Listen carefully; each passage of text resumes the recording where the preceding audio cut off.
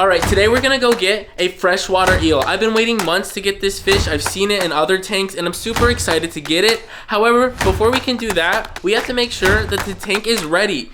This tank, the 65 gallon, has some fish in it that have to go. We're gonna remove some of the fish in here so that they don't bother the eel and the eel has enough space to swim around and grow up. The fish I'm talking about are the tiger barbs. These guys are just picking on each other a lot and I don't want them to outcompete the eel when I add them into this tank. So we're just gonna remove these green little guys and then head to the fish store. So let's get to it.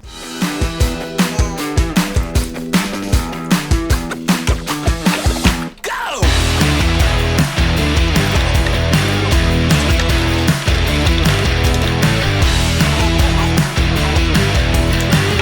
All right, all the fish are in the bucket and they're ready to go. They look pretty good. They're pretty fat since the time I've gotten them. But yeah, let's go ahead and head to the fish store. Bring these guys in. I already called the fish store, so they're expecting them. I told them that they're a little nipped up and, you know, might need a little care. So I'm not getting anything for them. Don't expect that. And we can go ahead and get our eel. And yeah, I'm excited. Sorry if I seem a little down.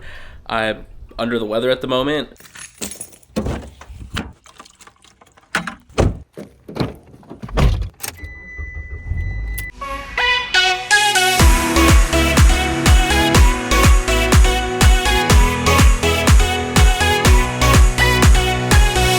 Gonna lie, I'm quite nervous to get an eel because this is gonna be like a level up in my fish keeping. Never really had one before, but I know I have the means to take care of one, so I'm excited and nervous. This should be a really fun experience and yeah, I look forward to it. So I got in the fish store and I was conflicted on which one I wanted to buy, so I was looking at them. Some of them didn't look as good or weren't as big, and I didn't want to get those because they're too small. And I want this one to be a bit larger so that he can acclimate a lot easier and just not get picked on by the fish. I went back and forth between like the peacock looking one and the stripy looking one, or the, you know, darker colored ones, and I fell in love with the darker color one. And then I was like, I've always wanted a bicher, an ornate bicher, and I saw those, and then I was going back and forth because they're about the same price. And then I finally decided on which one I wanted to get. We got the eel. I'm gonna show you guys at home. I'm really excited. I was conflicted a bit, but we got him. All right, we just got back home. The fish are in, the bee fish is in the bag. So you can kind of see him. We gotta float him. And then I also got ghost shrimp, just in case he wouldn't eat the bloodworms or anything right away. So I'll just put them in the same tank. And we're gonna float him in one of the 10-gallon tanks over there as a quarantine before we move him up there. Hopefully not overflow it or anything. And let that settle in. And then I'm gonna add water from this tank into these bags every so often until it's all acclimated. Then we'll release them into this tank. And then I also wanna make sure to get enough cover for the eel so that he feels super safe in there.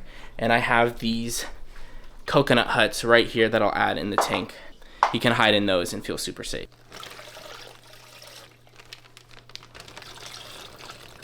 Alright, it's been a while since these fish have been floating in the tank, all acclimating, so now it's time to add the shrimp and the eel into the tank. I'm gonna go ahead and add the shrimp first so then I can put the cave in so that the eel has somewhere to hide right away. We're also going to lower the water level a bit so that way the eel doesn't have any reason to try to escape, and because it's a new home, he might be more bouncy and stuff. Alright, I got all the shrimp in this net right here. We're just gonna go ahead and put them in and let them go. And don't worry about the tank looking pretty. It doesn't matter. This is a quarantine tank. There they all go. Lots of shrimp for the eel to choose from.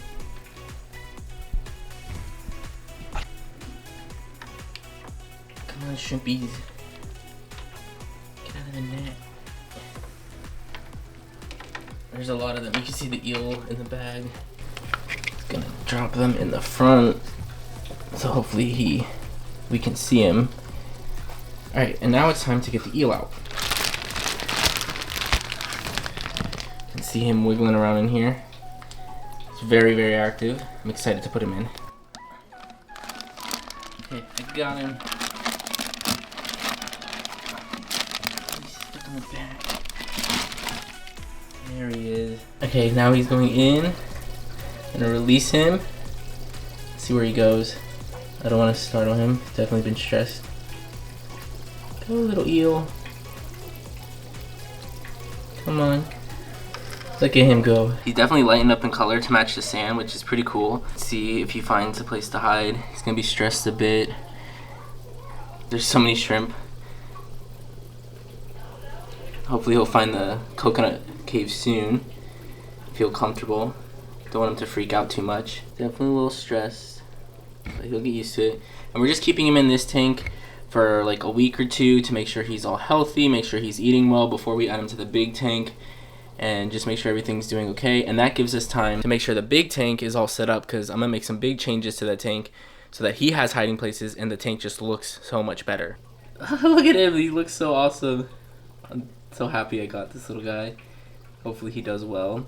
I hope he's just like out and about a lot more. The one at the store is really active, so I'm hoping this guy gets used to us and maybe can hand feed him eventually. All right, I'm gonna follow up tomorrow to hopefully try to feed him some bloodworms and see how he's doing. So stay tuned. All right, he's at the front of the glass right now. So I just definitely want to show you guys what he's doing. He's been pushing the shrimp out of the way. He's definitely chilling. I'll turn this light off. Look at him, look at him, look at him. I just love the way he moves in the water. So interesting, different from like most fish. He's settled into the tank and he's hiding under one of the coconuts right now. So let's go ahead and get the food first, and then I'll show you, and hopefully he'll start eating.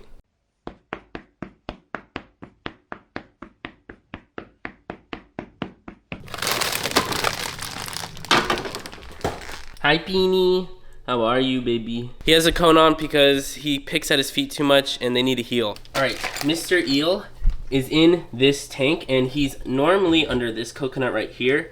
So what I'm gonna do is use these tweezers, because I want him to get used to being like hand fed. Grab the little worms and put them into there. Oh, you can see his nose, you can see his nose. Oh, he just went back in, did you guys see that? He's been poking out a little bit, so hopefully when he smells the bloodworms, he'll go ahead and start eating. Bloodworms right here. This is what they were feeding in the store, so it should be good. What I'm gonna do is defrost it a little bit, and then I can take out the worms slowly, and if I don't need to use all of them, then we don't have to use all of them.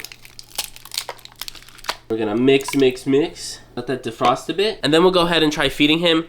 I'm really excited. There's a lot of shrimp in there, so you could already started eating, but you don't know, and I don't get to see him yet. He's not that comfortable in the tank. Look at this ghost shrimp carrying away a little viber bite that I fed yesterday. Look at him go. He's just floating in the middle, I guess so that nobody else can eat it, and he's just holding it and trying to eat it in the middle of the water, floating. You go, little shrimpy, you go. Don't let anybody take that from you. It's kind of funny. So what I'm gonna do is pour some of the juice that's defrosting in this cup so that he starts smelling like the bloodworms in it, and that way he gets excited, and when I go with the food, hopefully he'll eat it, and then hopefully no shrimp takes it. You can kind of see the side of his face right there. He's slowly peeking out. The camera's having a hard time, but there it is. You can see his little nose right there. So let's go ahead and pour some of this juice in and get him excited. The shrimp are all getting excited, and now I'm gonna take some on a tweezers. All right, got the bloodworms. We're gonna go ahead and go in. I'm just gonna hold them here. Oh, he's coming, he's coming. The shrimp are all up on it. Oh, he's eating some that have fallen off, but I think he ate some that fell off in front of him. I'm just gonna keep holding it. There's some sitting in front of him, so he should be able to get some, but I want him to get used to the tweezers. There he goes, there he goes. He's eating. Oh, he spit them out? Did he spit it out? Yeah, he's spitting them out. So he may just still be a little shy to eat, which is okay, but at least he's trying food, which is a good sign. Maybe if I wiggle these, and maybe he's full, because maybe he ate some shrimp. Move, shrimp. There are shrimp climbing on my hand, and it tickles, and I don't like it. It feels really weird. I'm just gonna let this go. Oh wait, no, he's coming. Oh, look at him. He's eating from the tweezers. Wait, where'd he go? It's hard to see him. He's so like far into it. There he is. Me wiggling them maybe is working. He's coming out. Move, shrimp. He's coming out more and more. I think wiggling them. These shrimp are just like everywhere. You guys are gonna get fed to my other fish if you keep being a problem. He doesn't mind the tweezers. Doesn't seem to be bothered. He's definitely curious. Oh, he's eating. Okay, he keeps spitting out the bloodworms. And now he went back into his cave. Get off the tweezers, shrimp. This food is not for you. Get off. This one shrimp just won't let go. That's okay. For right now, we're just gonna leave the bloodworms at the entrance of his little cave and then kind of push them in so the shrimp don't get to it too much. See his little nose. He's definitely a curious little guy. Maybe it's the light. You guys can see how all the shrimp stole the bloodworms. Little do they know, Mr. Eel could just eat the shrimp. You know, when he's hungry, he'll eat them. And they're just getting fatter for him. So that's fine if they steal some.